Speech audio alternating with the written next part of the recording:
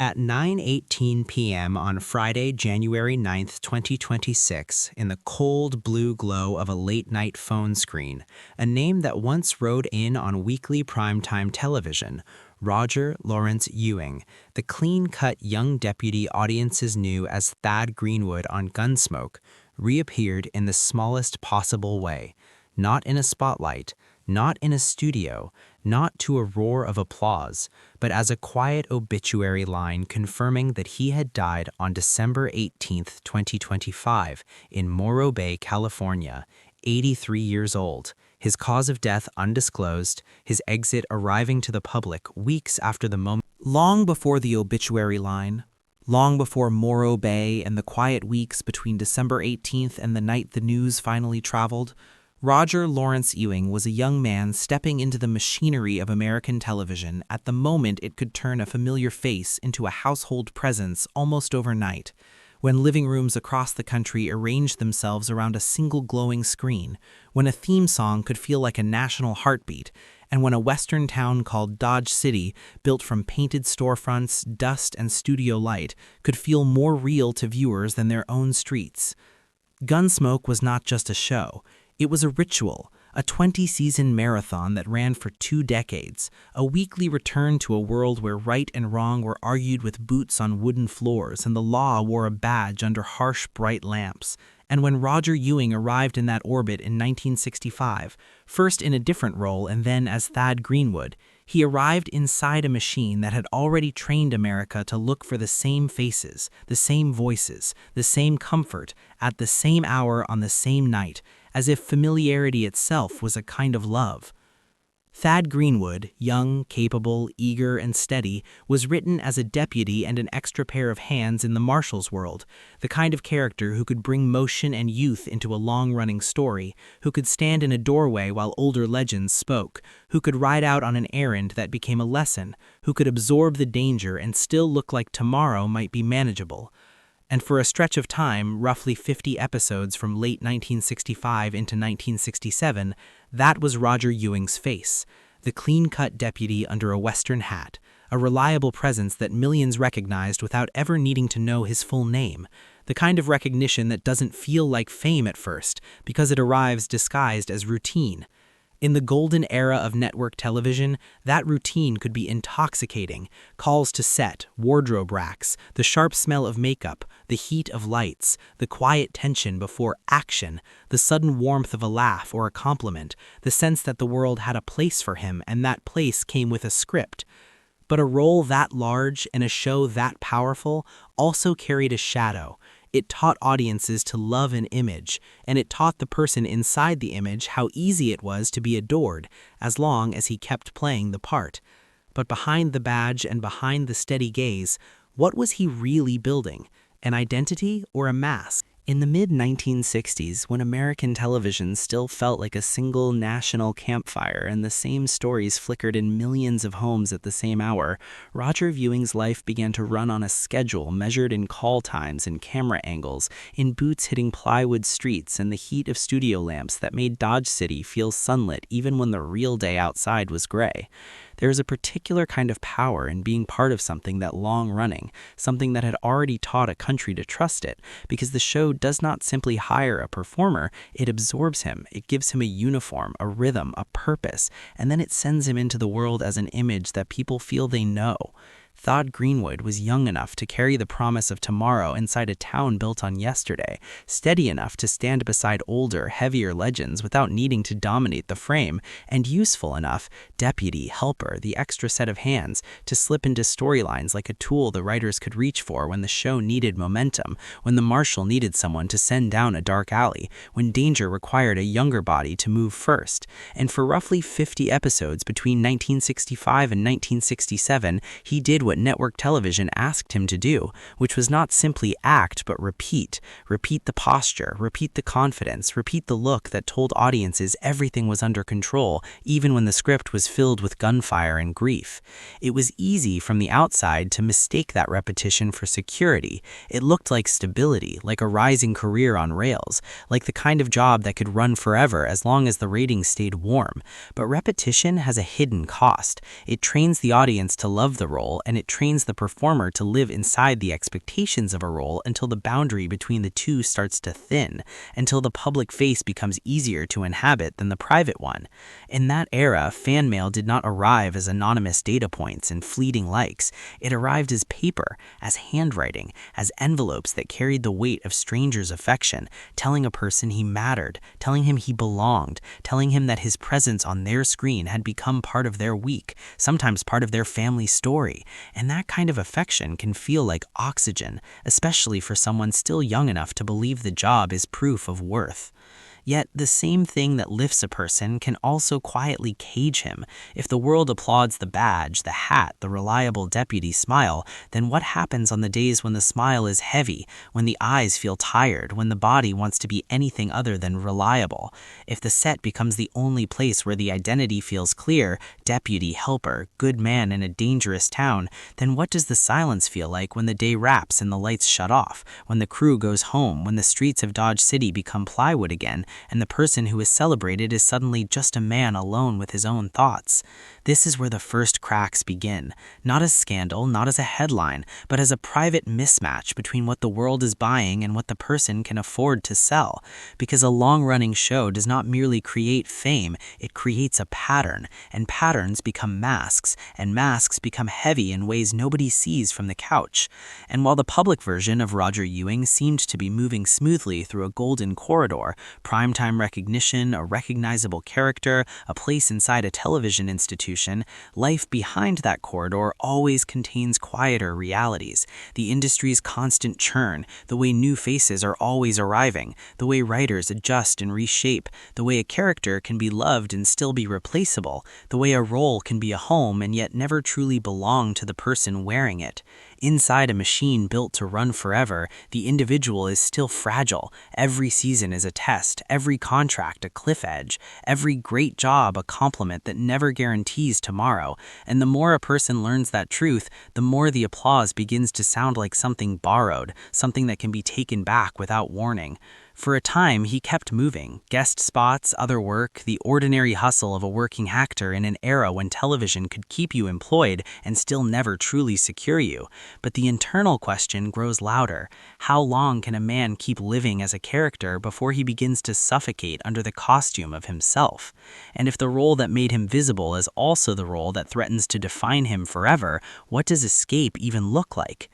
In the story that would unfold, the tragedy would not arrive as one explosive catastrophe. It would arrive as a slow, almost invisible turning, a private decision forming in the background while the public still assumed the trajectory was upward, because the most misunderstood kind of collapse is the one that begins as a choice, quiet, deliberate, and terrifyingly alone.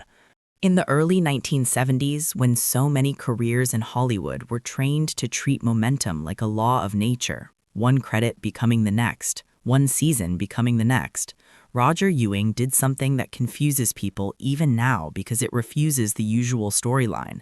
He stepped away before the world could watch him fall, before tabloids could narrate a collapse, before the industry could reduce him to a "where is he now" punchline.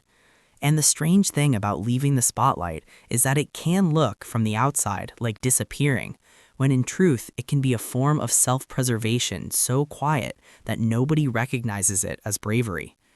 The exit was not a single dramatic slam of a door, not a public feud, not a scandalous headline, but a gradual turning of the body away from the set, away from the endless audition rooms, away from the pressure to keep being the deputy, the familiar face, the reliable kid with the steady gaze, because the longer that image lived in the public imagination, the more it threatened to become the only language anyone used to speak about him. And that is the moment a role becomes dangerous, not when it is hated, but when it is loved so thoroughly that the person underneath starts to feel like an accessory.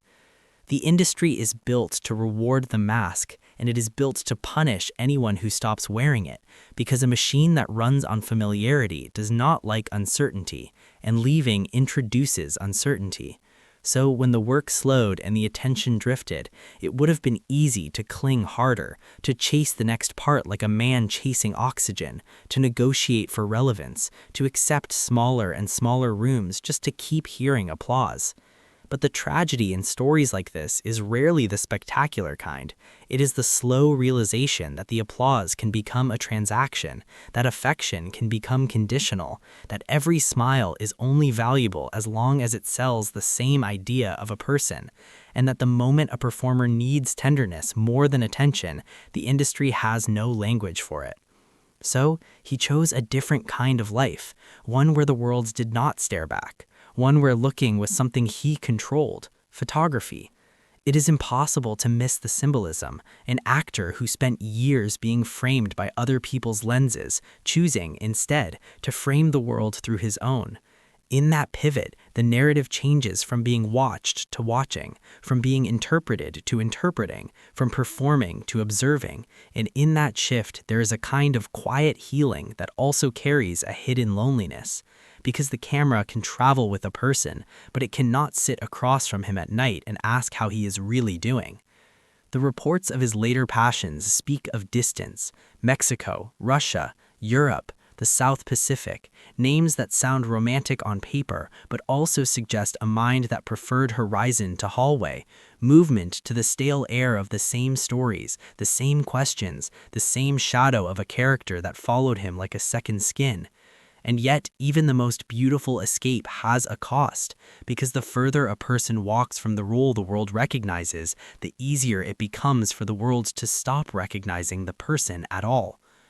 Later, in Morro Bay, California, the scale of life becomes smaller in a way that is both merciful and unforgiving. No studio lights, no weekly ritual of millions of strangers, just ocean air, local streets, the slow passage of days where the only audience is the self, and the only review that matters is the one written quietly inside the chest at night. It is telling that in 2003, his name surfaced not in entertainment pages, but in local civic life, running for city council, a move that suggests something deeply human, the desire to belong to a real place, to be part of a community that knows a person for more than a character, to trade the artificial town of Dodge City for an actual town where decisions affect neighbors and mornings feel tangible. And still, even in that grounded life, the old paradox remains. The world remembers the character longer than it remembers the man, because characters are designed to be remembered, while human beings are designed to change, to age, to soften, to become quieter, to step away from the version of themselves that once made sense to strangers. That is how a life can begin to narrow without anyone noticing, not because it becomes meaningless, but because it becomes private, and privacy is invisible to the public narrative that fame trained everyone to expect. So, when December 18, 2025 arrived in Morro Bay and the cause of death was not publicly shared, there was no roar outside a hospital, no bank of cameras, no curtain call, just the final fact that all lives eventually become a date, a place, and a silence that does not explain itself.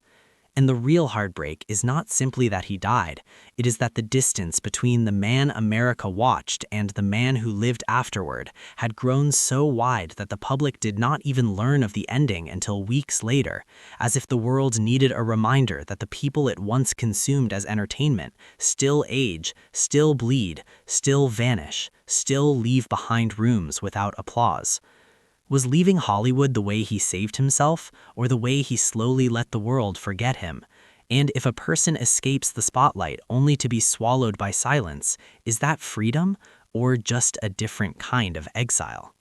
After the decision was made, after the cameras stopped calling, after the name Thad Greenwood became something that lived more in reruns and memory than in new scripts, life did what it always does when the spotlight is gone. It kept moving, without music, without applause, without the clean edits that make a story feel purposeful.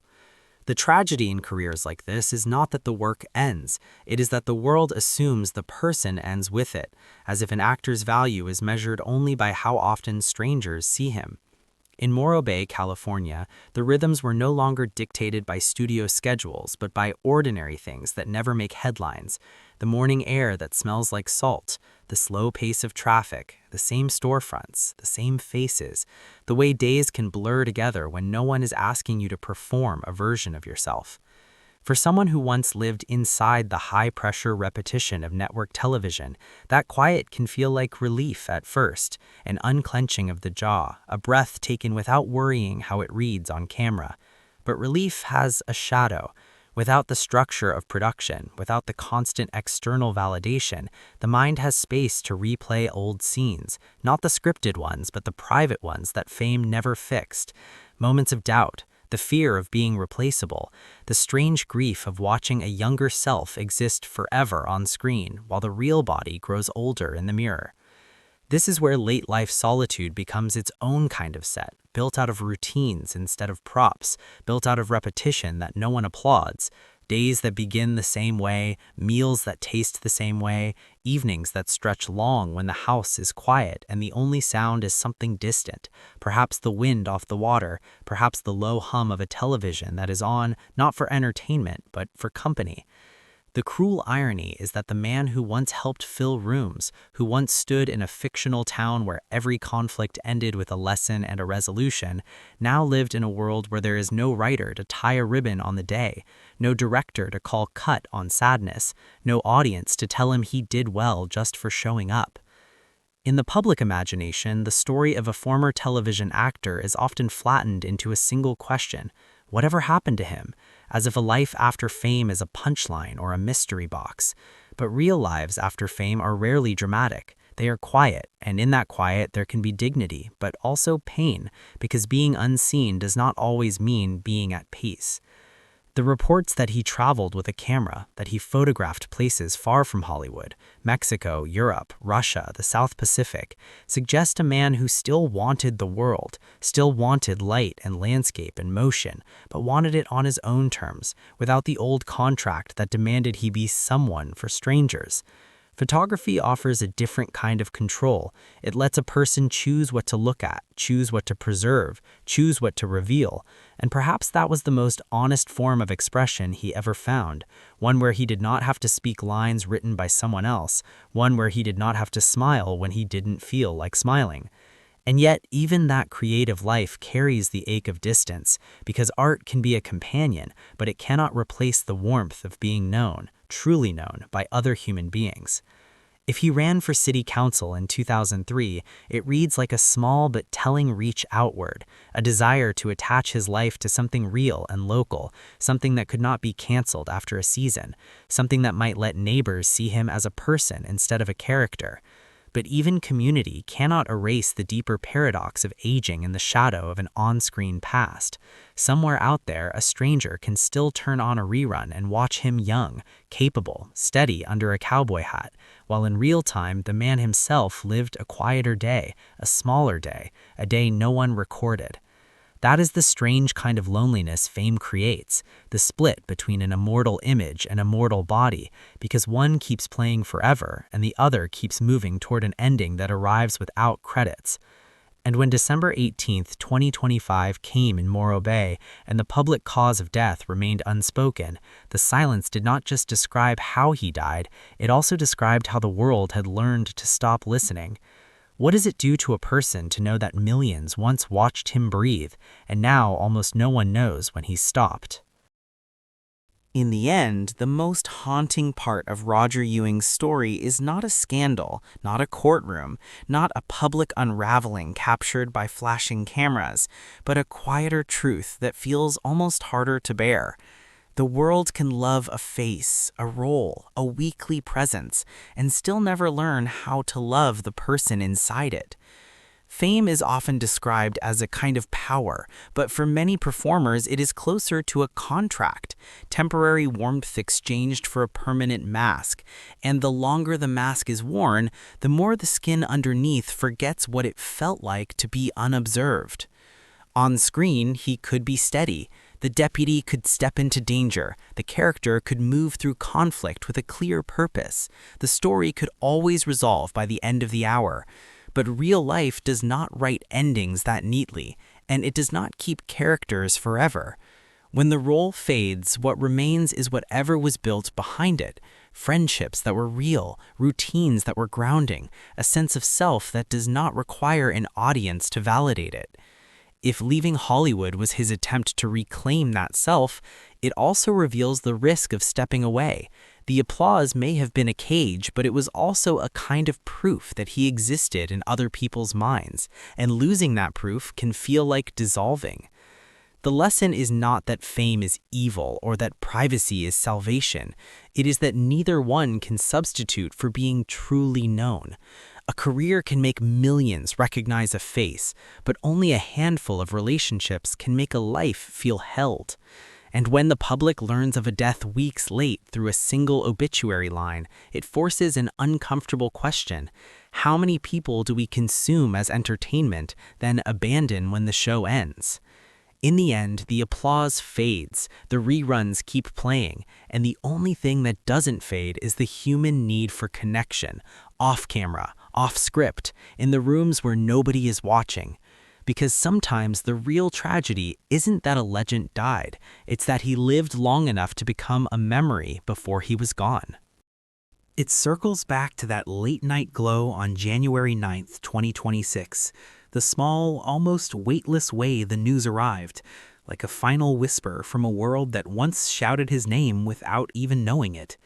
Somewhere in Morro Bay, the ocean kept doing what it has always done, folding and unfolding against the shore with no awareness of credits or careers, no understanding of what it means to be remembered by strangers. And somewhere far away in a different kind of quiet, a television can still be turned on, a rerun can still load, and there he is again, younger, steadier, framed by the fiction of Dodge City, wearing a badge that suggests certainty, stepping into scenes that will never age even as the man who performed them did.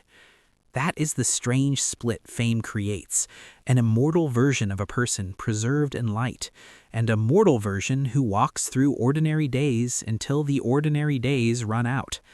Roger Ewing's ending did not come with a final monologue or a televised farewell. It came as most endings do, privately, without explanation, without the world being ready. And then it came again weeks later as a public footnote, a paragraph that tried to summarize a whole human being in a few clean lines. If there is a haunting truth to take from this, it is not simply that Hollywood forgets. It is that all of us forget, unless we choose not to. The next time an old face flickers across a screen, the next time a familiar voice returns from decades ago, it is worth remembering that behind that image is a person who had mornings and doubts and loneliness and small joys the camera never caught. Because in the end, the character remembered was half the story. The other half lived off screen, in silence, and ended there.